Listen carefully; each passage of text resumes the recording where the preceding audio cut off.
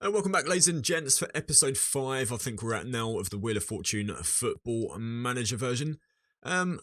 This month, November, has been horrid. It's been absolutely terrible. Let's be honest, no beating around the bush about it. It's been abysmal. We started off with a 2-0 loss away at Worcester City. Not scoring at all there. Declan Watson and Nathan Bondswell both getting injured in that game. I think they were out for 10 to 12 days apiece. So both of those totally out of action for the next game. Home game against Halifax Town. Again, losing by 2 goals. We're not really having problems scoring goals. So this game against Bradford Park Avenue was obviously like the first game where we kept a clean sheet. Our first clean sheet all season. And then we had the follow-up game, which was against Worcester City, which I was going to say that that's the first game that we've not scored in, but no, we had a 3-0 loss against Workington there. Okay, I won't go into that then. I won't bang on about our scoring prowess because it's obviously not prowess enough. Not prowess enough to mention anyway. Okay, so the game against Halifax Town then, the game at home, I was sort of expecting to really sort of get into sort of Halifax and sort of maybe pick up a win. They are 7th in the table compared to our 13th. There is only 3 points sort of separating us now though, sort of after that loss. If we'd obviously have won that, then we would have been on the same points as them. No, we wouldn't, would we? Yeah, so they would have been minus 3 points, so they would have been on 24 and we would have been on 27. No, it would have been completely the opposite, completely reversed. There's my brain just trying to sort of like tick away and sort of work out what is going on for a second there. This Carl Vaughan guy for Stockport County is still top of the table in terms of goals. His average rating is off the charts as well, at 7.73 in all of his games that he's played. Nathan Buddle, despite him playing extremely, extremely well, he's second in the table for the most yellow cards. And Nathan Bondswell, he is sort of pretty much bang up there, sort of joint first, leading on assists. So that is really, really pleasing to see. What I probably need to do is take a look at the team, see who needs talking to, and see who needs some praise as well. So Nathan Buddle, one of the guys who probably does need praise. What's his morale at the moment? Let's go and have a chat with him, sort of, and see anyway. This is quite a good way. I don't know if any of you guys have watched my video on sort of managing morale on Football Manager 15, but this is a really, really good way. So if you're having problems with players' morale, just check out sort of there's a few things you can talk to them about. One of them is sort of like a recent form. And I normally sort of speak to the guys who have recent form of 7 or above. And then, as you can see, his morale went from okay to good. And if we do that for all of the guys, so Stephen Turnbull as well, he is a first choice player. So we're going to speak about and praise player and praise his recent form. So he's on fairly good at the moment. Your form has improved and he's gone up to good. So like I say, that is a very good way to improve people's morale. Nathan Bondswell, we'll talk to him as well. Praise recent form, and your form has improved recently. So he's gone straight from okay all the way up to very good. So he's bypassed fairly good, he's bypassed good, and he's now sat at very good morale. So a jump of 3 steps, which is absolutely incredible. Just for the sake of clicking a couple of the buttons. I know sort of some of you guys do say that this game is pretty much morale simulator, and sometimes that does ring true. Sometimes that is true to form. Your form has improved recently. Okay, so he skips fairly good and he goes straight up to good for that one. So that was Kevin Burgess. And Ben Middleton as well. We're going to speak to him. Just one last one. Praise recent form. Your form has improved recently. So he again has gone up to very good. What I'll do, I'll switch that again and we'll go to Michael Liddell, who is currently playing left back. We're going to warn him for his poor performance. We're going to criticise recent form. So he's been making a few mistakes recently, so he's gone up to fairly good for that. I will also... Faturi's not really been playing too many games. He's only played 2, so I will not warn him at all. We're going to give him a chance to improve upon that, sort of, where he's only played 2 games. I do like it if they've played at least 5 games to get that last 5-game average rating. I don't think it's fair if they've not played the amount of games which you're criticising them for. So then the other way to do it is by going into training, going into individual, and then looking at the performances. So if they've got a really sort of a high performance indicator, then you know that you should probably be sort of praising those guys too. So Luke Armstrong is one of these. So Luke Armstrong has been pretty much in form in terms of sort of goals. So we're going to praise his training level. He is on okay morale, but we do want to keep him in goal scoring form. So your effort has been okay in recent weeks, Luke. And he says, thank you very much, Jules. So he's hopefully going to continue to score and continue to sort of bang those goals in. We're just going to go Declan Watson. Your effort in training has been good, so he's happy with that. Dan Maguire as well. Dan Maguire's been playing very, very well, but we're just going to praise his training level here. And he stays all good. But so, I mean, he didn't lose any morale, which is like the main thing. So Bonswell, again, Bonswell has been playing very, very well. His training has been very good as well. He sits at very good morale. There was no effect there. Niall Cummins, we're not really playing him at the moment. Buddle though, Buddle is another one who has been very, very good. No effect there at all though with that talk to him. Jarrett Rivers has been playing in the middle, I think. I think he's been playing centre midfield. So we'll talk to him. Praise your training level. Your form has been excellent in training. So thank you very much, Jarrett. So what we'll do now, we'll go down to these guys down here. Stephen Turnbull, again, I think has been playing. I'm pretty sure he has. So yeah, he's played 15 games. So we're just going to speak to Turnbull. And we're going to go, look, buck up your ideas in training, mate. So your training has been absolutely dreadful. Criticised training level. You need to step your game up, mate. You get no boost in morale there, but hey, you can't win them all, can you? So was that Turnbull? Did we do? I may have done that by accident. I only really want to criticise the guys who are playing really poorly. So we're going to go, I mean, Johnny Gorman, he's not played at all. Kevin Burgess has played though, so Kevin Burgess will be one that we do warn. Unless that was the guy that we did just, criticise training level. Okay, so you need to step up your training, mate. I'll prove to you that I deserve a chance in the first team. So Burgess has promised to help out. Luke Hannon has played no games. Dunbar, though, has. So we will warn Dunbar. He's on okay morale at the moment, and he stays on okay. Ben McKenna, he's played one game. So, I mean, we'll warn him anyway. So just for the funsies. He needs to show signs of improvement. He stays on okay morale. So, I mean, it might only be the praising. It used to be the criticising as well, which did work, but we seem to have got no joy out of it at all at the moment. Mark Ross has been sort of making more appearances off the bench, but in terms of training level, he's been very, very poor. So we did just criticise him. No improvement in morale there. So it looks to be, at the moment, only the praising of the players does indeed work for that, and then the criticising of the recent form too. Okay, so we do have that one game then against St. Neots Town, the second one, which I believe we've stuck in the episodes for you. I think, we played that game against St. Neots there where we lost 3-2. So that one was away. This one is at home. That was the FA Cup. This is the FA Trophy. Hopefully, we'll pick up a win this time round. So we're going to go get into that game, and we'll see you at the match. Right, so one of the reasons for our poor form lately has been the fact that players have been coming to us and saying, Jules, we're not playing enough, we're not getting enough first team football.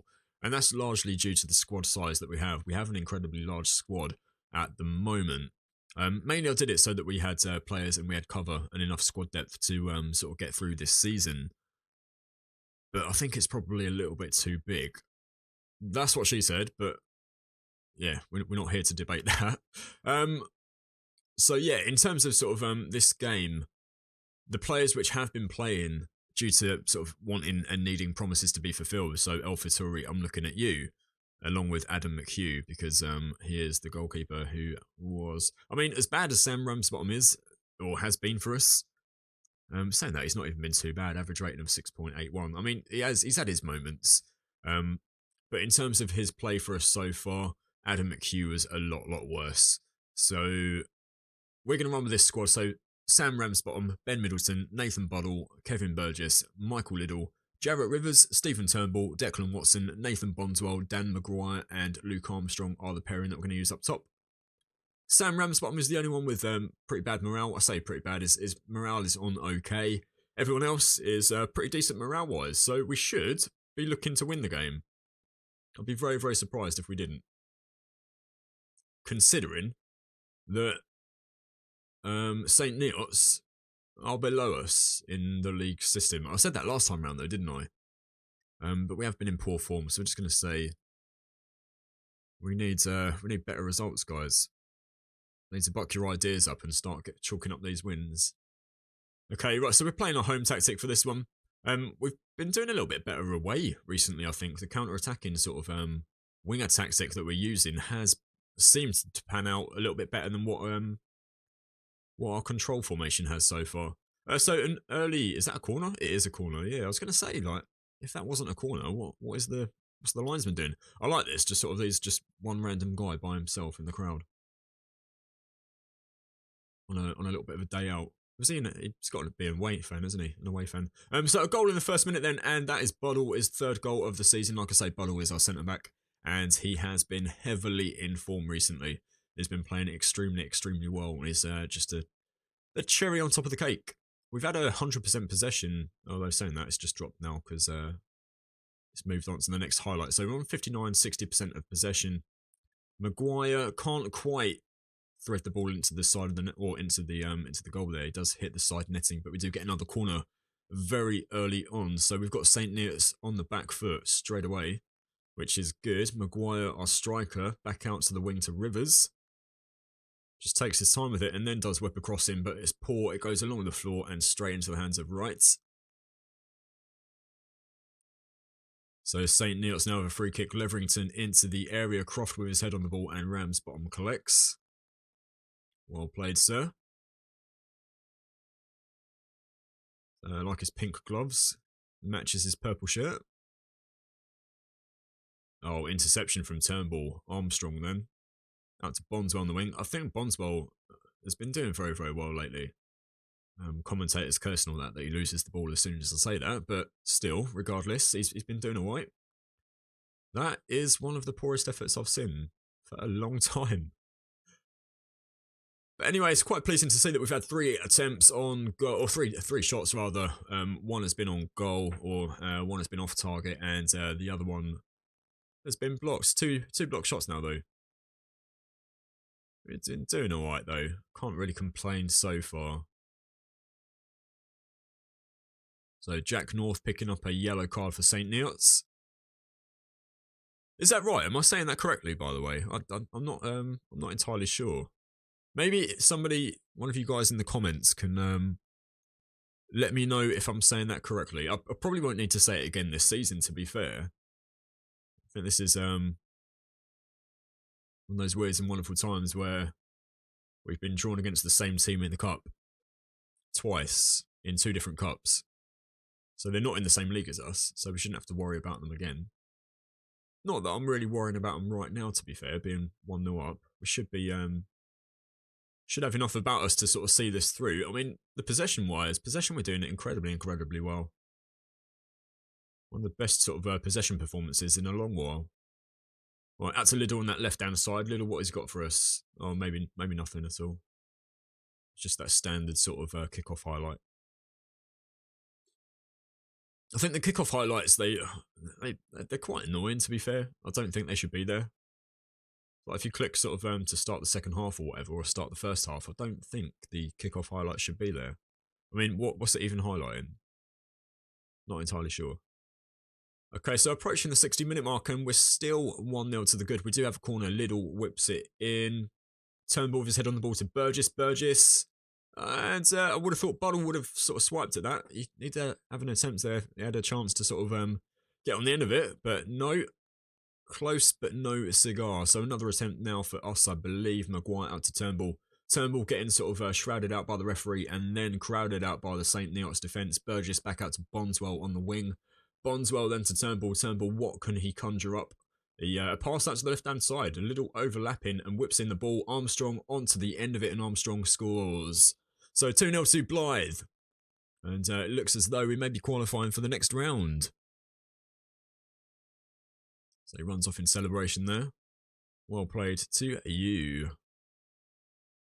So still sort of totally dominating possession and double the amount of shots as St. Neots have got now as well. Just going to sort of change up the tactics. We try and sort of close this game down a little bit. So I'm going to go with the away tactic. We're going to go a count. Do we go flexible? I mean, what I might do is really sort of, I kind of want to play this team in the next game as well, with it being a league game. So I'm going to slow the tempo right down and take a breather. Like a much lower tempo, sort of a real sort of defensive formation, shorter passing. Retain possession as well. Closing down, we'll let them play with the ball. We'll go fairly wide, and we can't exploit those flanks. Oh yeah, we can. Yes, we can. Love a bit of it. Love a bit of it. Love a bit of exploiting the flanks. We're going to sit slightly deeper as well. Or we're going to go real deep, actually. Again, that's what she said. But yeah. Confirm the changes and done and dusted. I was saying that we probably need to make a couple of substitutions. Kevin Burgess will come off for Mark Ross. Because he's looking a little bit tired. Stephen Turnbull, have got anyone? Yeah, Dunbar's there. We did have a word with Dunbar, I think, about his, was it his form or his training? Can't remember off the top of my head right now, but we did have a word with him. So we're going to go assertive and I have faith in you. Assertive and faith again.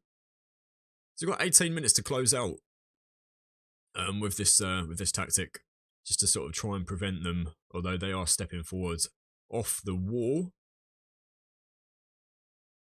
So Leverington picks it up for St. Neots. Young with the ball back in, but headed out by Buddle. Buddle absolutely on fire so far.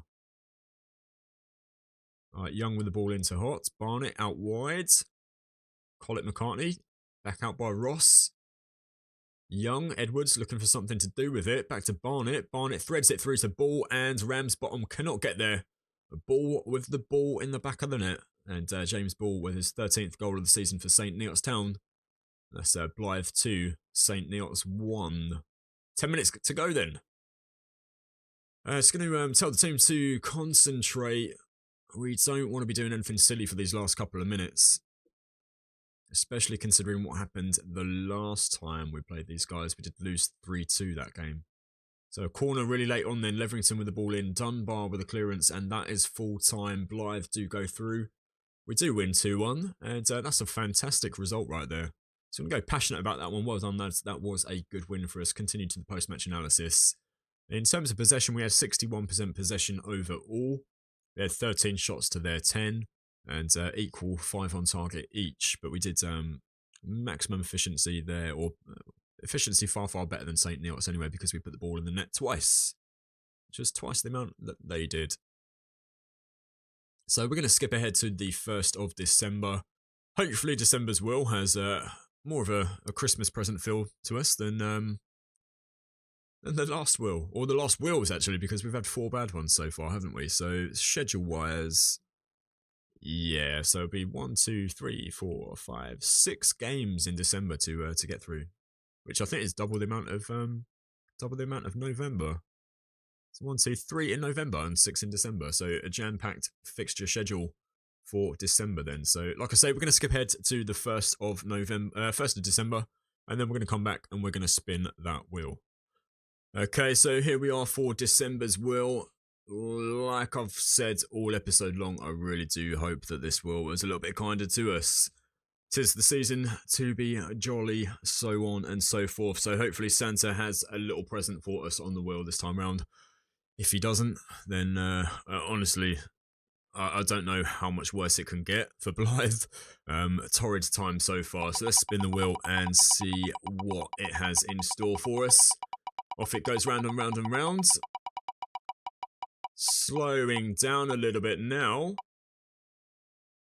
Okay, so this is our first Team of the Year player that we have won. This is going to be a domestic Team of the Year player, so we now have to load in a mini wheel. This, oh my god, is going to be so good, purely for the fact that we do have a transfer ban. We're not allowed to sign anybody, so this is the only way that we can improve our squad and get other players in. If the player has a wage higher than our maximum wage that we can offer, we will just put them on a straight sort of maximum wage that we can give them, just so that we don't sort of completely cripple ourselves financially. They will be put on the club's highest wage possible, and they'll also be given a 2-year contract as well. So it's not a really, really lengthy contract, but it's not a very, very short-term contract either. They do have a chance to sort of play for the squad for over a season, let's say 2 seasons, in fact. So that's what we're going to do. The will contain quite a few of the leagues from the domestic leagues, so I'm going to go ahead, prepare that will, and then see if we can win at somebody decent. Right, so we're going to be winning a player from one of the domestic leagues in Britain, the domestic leagues that I have loaded. So those are the Premiership, the Championship, League 1, League 2, the Scottish Premiership, and the Scottish Championship as well. the lower leagues, just to balance this out a little bit more and to make it a little bit sort of not so OP.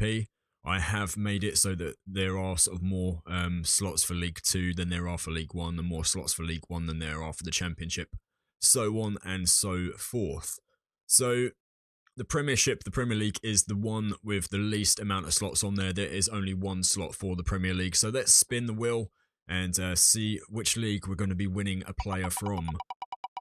So here we go. I mean, the Premiership would be absolutely ideal, but chances of that happening are very, very slim. So the wheel is spinning round, and what have we got? So we're going to be winning a player from the Scottish Championship. So we're going to go ahead and have a look, see who is in Team of the Year for the Scottish Championship for the previous season. And those players will all be loaded into a wheel again and spun to see who will be joining us at Blythe Spartans.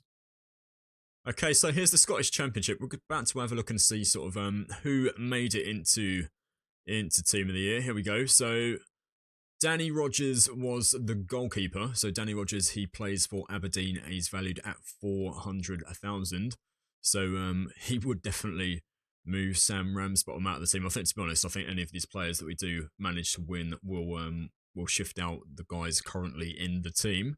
Lewis Toshny is the right back for Dundee United, valued at 210,000. He's on £800 a week. So like I said, what we're going to do with the contract side of things is we're going to put them automatically on the largest wage that we can offer.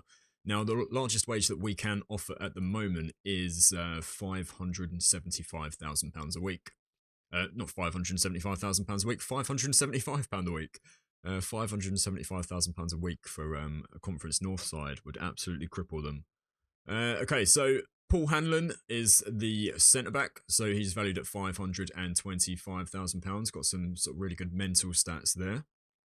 Then we have Andy Dowie. Now, Andy Dowie is the other centre-back picked in that Team of the Year. Probably not ideal, not the one that would want to get out of all of them. He's only valued at 2.2k. Then we have Jordan Stewart at St Mirren. He's valued at £20,500, and he is currently on £240 a week. Then we have so what I did say as well was if the players have a wage like more than what we can offer, they'll automatically be on the highest wage. If it's lower, they'll just continue with their current wage, so £500 a week. Andy Dowie's on. Paul Hanlon is on £1,800 a week, so he would fit the £575 a week profile. So would Lewis Toshny, and Danny Rogers would also be on £575 a week. So then we've got Ross McLean. He plays for the Motherwell under-20s. He's valued at nothing at the moment, and no wages either. So he would just be available to sign. Although saying that we're not allowed. We're in a transfer ban. So then there is Mark Kerr. Mark Kerr is valued at 15.75k. He is 35 years old though, and he's on £700 a week. Plays central midfield. Then we have Stephen Mallon. Stephen Mallon is valued at £250,000 on a wage of £900 a week. And some very, very good technical stats there, to be fair. He would be a great sort of a great player to win. Then we have Craig Sibbald. Craig Sibbald plays on left midfield. He doesn't, well, he plays anyway. He plays sort of left midfield, he plays centre midfield, and he plays attacking midfield as well. But for the purposes of this Team of the Year, he was picked for left midfield. He has some really good sort of physicals. His work rate is okay as well, and his technicals are pretty sort of pretty good. They'll be pretty OP in the Conference North though. So Lewis Vaughan is one of the two strikers. So the two strikers, both between them, they got so Lewis Vaughan got 33 appearances and 15 goals, and Bob McHugh got 8 goals in 28 games. So Lewis Vaughan valued at £130,900 a week, finishing a 14, dribbling between 12 and 16. His pace, he's got some really good pace there, so that would also be an ideal transfer. Bob McHugh is the other one. Bob McHugh is 26 years old. He's valued at £115,000. Determination is sky high at 16 to 18. Acceleration and stamina and also pace as well is very, very good. And he does play as a defensive forward there. So that is all 11 of them. We're going to go ahead and spin the wheel to see which one will be joining us. So let's go and do that now. Right, so here we are then. This will be the spin to decide who will be joining us at Blythe Spartans. Without any further ado, Let's see who we get. And I could really do with a striker, I suppose. Let's have a... Who's it going to be? It is going to be Mark Kerr.